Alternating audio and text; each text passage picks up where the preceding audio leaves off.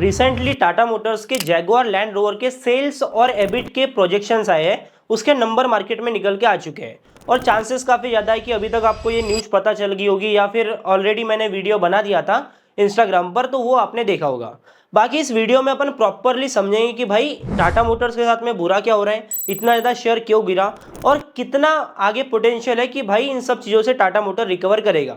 अभी एक चीज़ मैं आपके साथ में शेयर करना चाहूँगा, ये वीडियो प्रॉपर उन्हीं लोगों के लिए है जो लॉन्ग टर्म में टाटा मोटर से वेल्थ बनाने का थोड़ा सपना देख रहे हैं। अभी जो लोग यहाँ पर स्विंग के लिए आ रहे हैं कि मेरे को कोई टेक्निकल मैं बता दूंगा तुमको और तुम यहाँ से उठा के ऐसे एक महीने में 30-40% का रिटर्न बना के निकाल लोगे, तो उनके लिए वीडियो बिल्कुल नहीं है। क्योंकि अपन इस वीडियो में प्रॉपर बिजनेस के ऊपर बात करेंगे, आगे इन फ्यूचर क्या कंपनी के लिए ट्रिगर्स होंगे, पॉजिटिव ट्रिगर्स होंगे। अब ऑब्वियस सी बात है, कोई भी ट्रिगर कंपनी के लिए होगा तो वो शेयर प्राइस के लिए भी होगा, तो आपके लिए बेटर अंडरस्टैंडिंग मिल पाएगी। मैं आपसे सिर्फ एक ही चीज़ एक्सपेक्ट कर रहा हूँ कि भाई वीडियो को आप लाइक करा करो और थोड़ा मेरे को सपोर्ट दिखाया करो, ताकि मैं आपके लिए ऐसे ही कंटिन्यू एनालिसिस लाता रहूँ और आपको सारी चीज़ें पूरे एफर्ट लगा के मैं समझाता रहूँ। तो सिंपल से मैं आ जाता हूँ, जो चीज़ हुई है सबसे पहले उसके ऊपर बात करते हैं, फिर हम आगे डिस्कवर करेंगे कि टाटा मोटर्स में क्या क्या अभी चल रहा है। पहली बात, टाटा मोटर्स के जैगुआर लैंड रोवर के प्रॉफिट मार्जिन और सेल्स के प्रोजेक्शन आ चुके हैं। अब इसका आउटलुक ये है, पहले वो समझ लेते हैं। देखो, फाइनेंशियल ईयर 2025 की बात करें, ठीक है, 2025 की बात करें तो यहां पर इनके एबिट मार्जिन, ठीक है, एबिट का मतलब मैं आपको समझा देता हूं, earning before interest and tax, ठीक है, जो कंपनी का रेवेन्यू होता है उसमें से यहां पर इंटरेस्ट और टैक्स काटने से पहले जो एक्चुअल मार्जिन होते हैं, जो कि कंपनी के प्रॉफिट मार्जिन माने जाते हैं, ये निकल के आते हैं भाई 8% के, ठीक है। ये है जैगुआर लैंड रोवर का 8% का एबिट मार्जिन होता है फाइनेंशियल ईयर 2025 में। अभी इनका प्रोजेक्शन निकल के आ गया 2026 का, ठीक है, FY 2026 का, तो यहां पर इनके एबिट मार्जिन बताए जा रहे हैं कि भाई 5 से 7% तक ही रहेंगे, ठीक है।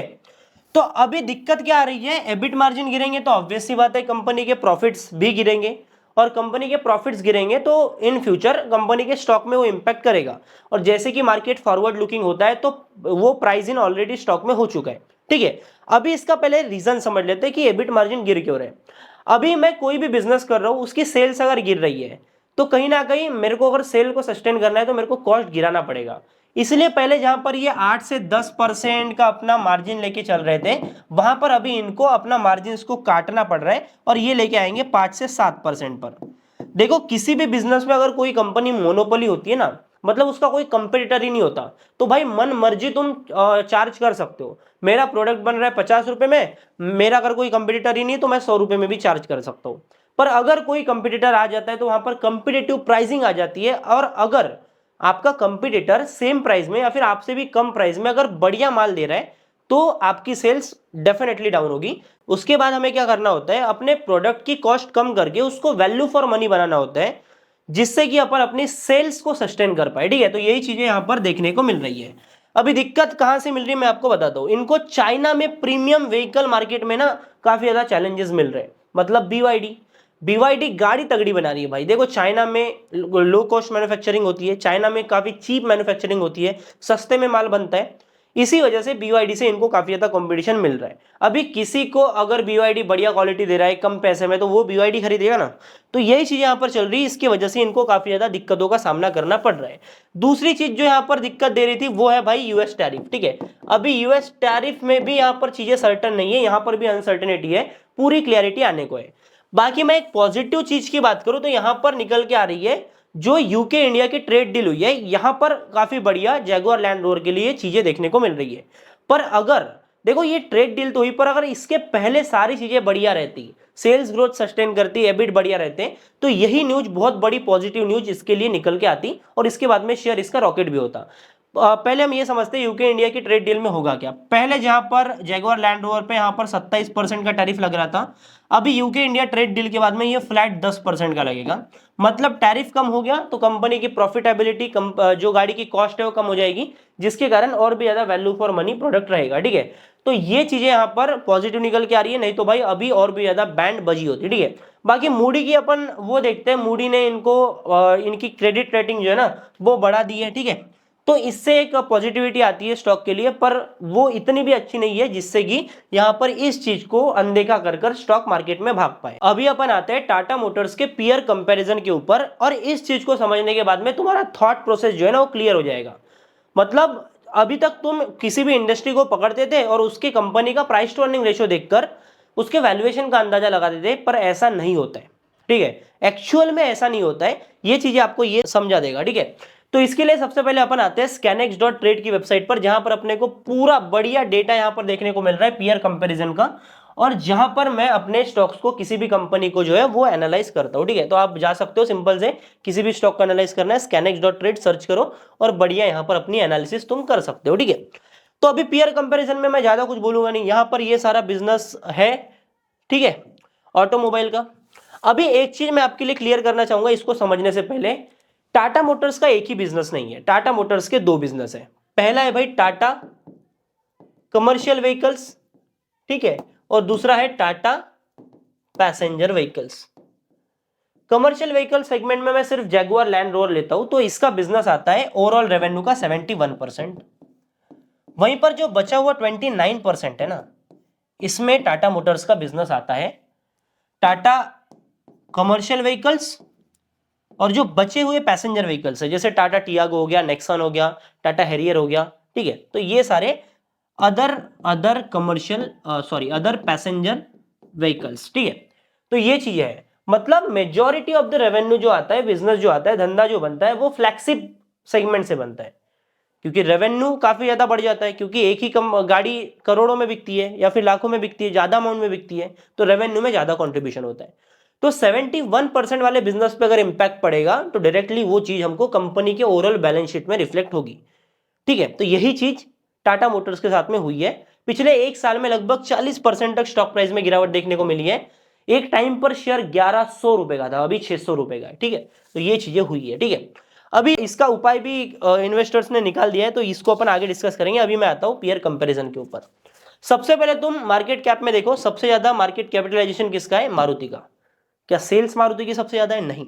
रेवेन्यू में आते हैं, रेवेन्यू में एक नंबर पे है भाई तुम्हारा Tata Motors. Valuation P ratio में एक नंबर पे है टाटा मोटर्स, मात्र 8 का प्राइस टू अर्निंग रेशियो है, ठीक है।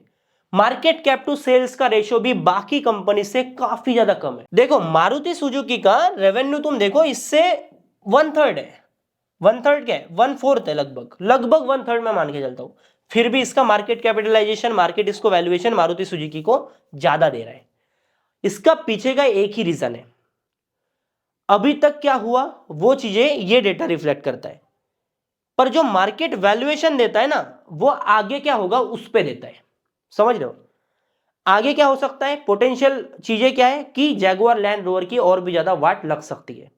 इस चीज को ध्यान में रखते हुए ये 8 का पी रेशियो देखने को मिल रहा है। और अगर इन्वेस्टर्स की इस विचारधारा के उल्टा अगर जैगुआर लैंड रोवर करता है, सेल्स बढ़ा देता है, बढ़िया प्रोडक्ट लॉन्चेस कर देता है, पिक्चर पलट जाएगी। पिक्चर तब कैसी पलटेंगी? काफी ज्यादा तेजी से इसकी वैल्यूएशन शिफ्ट होगी और ये वैल्यूएशन हो जाएंगी ऊपर सीधा। अब जब एकदम से शिफ्ट आ जाता है, 90 डिग्री टर्न हो गया कि भाई कल तक पूरी दुनिया सोच रही थी कि जैगुआर लैंड रोवर की सेल्स नहीं बढ़ेगी, और एकदम से अगर दिखता है कि ये तो बढ़ रहा है, ये तो डोमिनेट कर रहे हैं, चीजें पलट जाती है और टाटा मोटर्स का शेयर भागने लगता है। तो बोलने का मतलब यह है कि मार्केट वैल्यू करता है आगे क्या होने वाला है उसको, ना कि क्या हो रहा था उसको। भले ही टाटा मोटर्स ने अभी तक दबा के रेवेन्यू किया, पर आगे काफी ज्यादा थ्रेट है। मारुति सुजुकी को क्या थ्रेट है भाई? मारुति की इंडिया में गाड़ी बिकनी है, मिडिल क्लास मारुति सुजुकी की गाड़ी लेने वाला है, यहां पर कोई थ्रेट नहीं है। इंडिया की डिस्पोजेबल इनकम बढ़ रही है, मारुति सुजुकी को कोई दिक्कत नहीं है, ये बिकेगी। महिंद्रा अपना बढ़िया काम कर रहा है, महिंद्रा की गाड़ियां बढ़िया बिक रही है, वही अपना उनका बुलेरो थार चलता रहता है बढ़िया, स्कॉर्पियो, तो उनको कोई थ्रेट नहीं है। थ्रेट है भाई टाटा मोटर्स को, और उसी थ्रेट को फैक्टर इन करते हुए इसके प्राइसेस हमको नीचे आते हुए दिखे। अभी मैं आता हूं एक सेक्शन के ऊपर जहां पर अपन देखते हैं कि म्यूचुअल फंड्स क्या कंपनी में इन्वेस्टमेंट कर रहे हैं या फिर नहीं। ये scanex.trade का ना बहुत बढ़िया, बहुत तगड़ा फीचर है, जहां पर हमको ये पता चलता है कि बड़े इन्वेस्टर, बड़े DIIs क्या यहां पर पैसा लगा रहे या फिर नहीं, ठीक है। मैं यहां पर कमेंट्री दूंगा नहीं क्योंकि मैं सेबी रजिस्टर्ड हूं नहीं, मैं तुमको सिर्फ डेटा दिखा सकता हूं। यहां पे आना, scanex.trade पे ट्रांजेक्शन पे जाना, कितने क्वांटिटी में हो रहा है बाइंग, कितने वैल्यू की हो रही है बाइंग, और कब बाइंग हो रही है, पूरा डेटा तुम्हारे सामने है। काम तुम्हारा है कि तुम इसको एनालाइज करो। मैं तुमको इतना दिखा सकता हूं, कुछ ऐसी कंपनीज है जिन्होंने यहाँ पर इंक्रीज किया अलोकेशन, कुछ डिक्रीज करी है, डिक्रीज किया है, और फ्रेश बाई भी कुछ म्यूचुअल फंड्स हैं। जैसे कि फ्रेश बाइंग की बात करें तो महिंद्रा, वाह, महिंद्रा वाले टाटा मोटर्स में फ्रेश बाइंग कर रहे हैं, बढ़िया बात है। आईसीआईसीआई प्रूडेंशियल यहाँ पर में फ्रेश बाइंग हुई है, वहीं पर मोतीलाल ओसवाल मैन्युफैक्चरिंग फंड यहाँ पर हुई है, साथ में Mahindra Manulife large and mid cap fund direct fund, इसमें फ्रेश बाइंग हुई है। काफी सारे ऐसे म्यूचुअल फंड्स है जहां पर अलोकेशन बढ़ा है या तो यहाँ पर फ्रेश बाइंग हुई है। बाकी इंटरप्रिटेशन आपका है कि आप किस तरीके से इंटरप्रेट करते हो। मेरा काम है डेटा रखने का। कल चल के अगर अपन सेबी रजिस्टर्ड हो गए तो ये भी काम करेंगे, पूरा बढ़िया नॉलेज तुम्हारे लिए और भी ज्यादा अपन, क्योंकि हमारी बाउंड्रीज थोड़ा है तो उसमें उसके अंदर ही रह के हमको काम करना पड़ेगा, ठीक है। तो ये चीजें हैं। बाकी एक पॉजिटिव न्यूज तुमको बताऊं, ठीक है, पॉजिटिव न्यूज के ऊपर आ जाते हैं। मैंने तुमको बताया कि 71% जो रेवेन्यू आता है टाटा मोटर्स का, वो आता है जेएलआर की तरफ से, जैगुआर लैंड रोवर की तरफ से। प्रॉब्लम की बात है, मेरे को अगर कमर्शियल व्हीकल बिजनेस में ही इन्वेस्ट करना है तो भाई मैं कैसे करूं यार। मेरे को कमर्शियल व्हीकल्स का जो बिजनेस है टाटा मोटर्स का, वो बहुत पसंद है। इसका भी सॉल्यूशन मिल चुका है। टाटा मोटर्स के इन्वेस्टर्स ने अप्रूवल दे दिया है कि टाटा मोटर्स में स्प्लिट किया जाए, जो कमर्शियल व्हीकल सेगमेंट का बिजनेस है ना, उसका स्पिन ऑफ हो जाएगा।